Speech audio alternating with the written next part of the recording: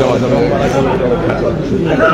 আপনি শুরু করেন, এটি মানে শুনানিতে আপনি কি বলেছেন? বেশি দেওয়া যাবে।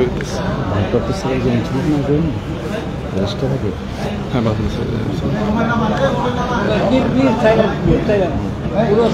জামায়াত ইসলামীর সাবেক ভারপ্রাপ্ত সেক্রেটারি জেনারেল জনাব এটিএম আজহারুল ইসলামের আপিল মামলার শুনানি আজকে শেষ হলো। মাননীয় আদালত বাংলাদেশ সুপ্রিম কোর্টের ফুল বেঞ্চ 27শে মে এই মামলার রায় দেওয়ার জন্য দিন নির্ধারণ করেছেন। আমরা আমাদের সাবমিশনে যেটা বলেছি যে জনাব এটিএম আজহারুল ইসলাম সহ মাওলানা মতিউর রহমান নিজামী, জনাব কামরুজ্জামান, জনাব আলী হাসান মোহাম্মদ মুজাহিদ, জনাব মীর কাশেম আলী, সালাউদ্দিন কাদের চৌধুরী সকলেই সিন্ডিকেটেড ইনজাস্টিসের শিকার হয়েছেন এবং জনাব কাদের মোল্লা সহ সকলেই একটি সংঘবদ্ধ অন্যায় অবিচারের শিকার হয়েছেন।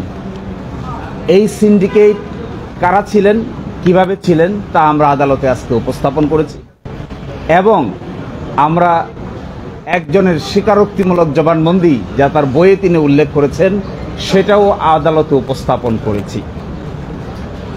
আমরা মনে করি এই রায়ের মাধ্যমে যদি আমাদের আপিলের ডিভিশন খালাস প্রদান করেন তাহলে জুডিশিয়াল কিলিংয়ের যে নমুনা এই দেশে প্রতিষ্ঠিত হয়েছিল এই কলঙ্ক থেকে আমাদের বিচার বিভাগ আংশিক হলেও মুক্ত হবেন এবং আমরা এক্সপেক্ট করি আমাদের দেশের সর্বোচ্চ আদালত আপিল বিভাগের পূর্ণাঙ্গ বেঞ্চ জনাব এটিএম আজহারুল ইসলাম সাহেবকে বেকসুর খালাস প্রদান করবেন।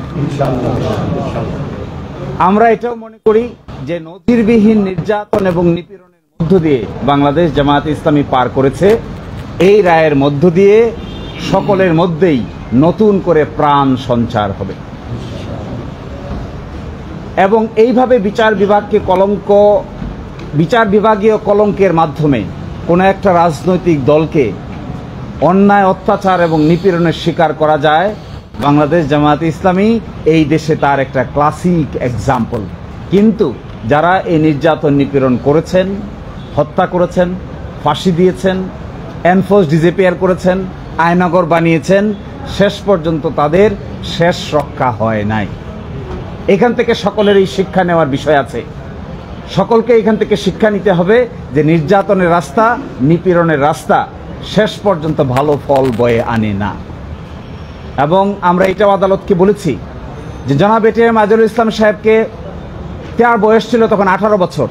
18 বছর একজন বয়সের ইন্টারমিডিয়েটের ছাত্রকে তারা কমান্ডার বানিয়ে সাজা দিয়েছেন, যেখানে ট্রাইব্যুনাল তাকে কমান্ডার হিসেবে উল্লেখ করেন নাই, কিন্তু আপিলের ডিভিশন নিজ উদ্যোগে তাকে কমান্ডার হিসেবে আন্ডার সেকশন 4 সাবসেকশন 2-তে সাজা দিয়েছেন।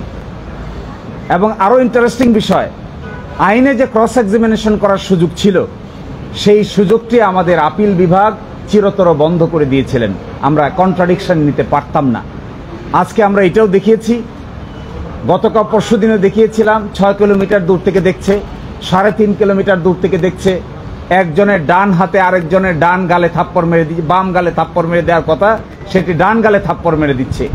এই সমস্ত ইনক্রেডিবল এভিডেন্স, অবিশ্বাস্য এভিডেন্স, অযৌক্তিক সাক্ষ্য প্রমাণের উপর ভিত্তি করে জনাব এটিএম আজহারুল ইসলাম সাহেবকে মৃত্যুদণ্ড প্রদান করেছেন। এই ক্ষেত্রে যিনি মাইনরিটি জাজ ছিলেন ম্যাডাম জাস্টিস জিনাতারা, তিনি কমপ্লিটলি এই সমস্ত অন্যায় অবিচারের বিচারিক প্রতিবাদ করেছিলেন, কিন্তু সেই বিচারিক প্রতিবাদ তখন কেউ শোনার ছিল না। আমরা এটাও বলেছি জনাব এটিএম আজহারুল ইসলাম সাহেবকে আল্লাহ বাঁচিয়ে রেখেছেন, এটি আল্লাহর পরিকল্পনা। এই আল্লাহর পরিকল্পনার ভিত্তিতে তিনি বেঁচে আছেন। এই জন্য আজকে আমরা আদালতের সামনে আল্লাহর পরিকল্পনার ভিত্তিতে আমাদের যুক্তি উপস্থাপন করার সুযোগ পেয়েছি। তারা যদি সুযোগ পেত, তারা যদি মনে করত এবং একটু খেয়াল করত, তারা চাইলে এটিএম আজহারুল ইসলাম সাহেবকেও ফাঁসি কাস্টে ঝুলাতে পারত, কিন্তু আল্লাহর পরিকল্পনার উপরে তারা হাত দিতে পারে নাই। এই কারণেই আজকে আদালতের সামনে আমরা আশা করি আগামী 27 তারিখ যে রায় হবে বাংলাদেশের বিচার বিভাগের ইতিহাসে নতুন ইতিহাস রচিত হবে ইনশাআল্লাহ। আমরা এটাও আশা করি আগামী 27 তারিখে যা রায় হবে এর মধ্য দিয়ে বিচার বিভাগীয় কলঙ্ক কিছুটা হলেও দূর হবে। আমরা এটাও আশা করি যে জুলুমতন্ত্র কায়েম করা হয়েছিল এই রায়ের মাধ্যমে জুলুমতন্ত্রের কিছুটা হলেও অবসান হবে এবং আমরা এটা এক্সপেক্ট করি সিন্ডিকেটেড ইনজাস্টিস যারা করেছেন এই সিন্ডিকেটেড ইনজাস্টিসের সঙ্গে যারা জড়িত ছিলেন সময়ের ব্যবধানে একদিন না একদিন তারাও বিচারের সম্মুখীন হবেন ইনশাআল্লাহ। আপনি একটা প্রসঙ্গ তুলেছেন, এসকে সিনহার বইয়ে কোট করেছেন, বলেছেন যে রায়গুলো উনি শেখ হাসিনার সাথে কথা বলতেন এবং সেগুলো রায় প্রতিফলিত হতো। কি বলতে চেষ্টা করেছিলেন আপনি? তিনি তার বই দ্য ব্রোকেন ড্রিম চ্যাপ্টার 9 সেখানে তিনি স্বীকার করেছেন যখন ট্রাইব্যুনাল প্রতিষ্ঠা করা হবে তখন ওখানে মতদ্বৈততা হচ্ছিল, তখন তিনি সিক্রেটলি দেন প্রাইম মিনিস্টারের সঙ্গে দেখা করেন, তাকে বোঝান এবং রাজি করেন। একজন আপিল বিভাগের জজ কি করে প্রধানমন্ত্রীর সাথে সিক্রেট মিটিং করে মানুষকে ফাঁসি দেওয়ার পরিকল্পনা করতে পারেন তিনি তার বইয়ে নিজেই তা স্বীকার করেছেন। জনাব এসকে সিনহা সাবেক প্রধান বিচারপতি, তার আগে তিনি ছিলেন আপিল বিভাগের বিচারপতি। আমরা এটাও দেখিয়েছি, তিনি নিজেই স্বীকার করেছেন যে আমি যখন এই আলোচনা করছি তৎকালীন প্রধানমন্ত্রীর সাথে তো ইতোমধ্যে স্কাইপ কেলেঙ্কারি পাবলিশ হয়ে গেছে। তখন আমি নিজামুল হক নাসিম সাহেবকে ডেকে জিজ্ঞাসা করলাম, তিনি শুধু চান আপিল বিভাগে চলে আসার জন্য।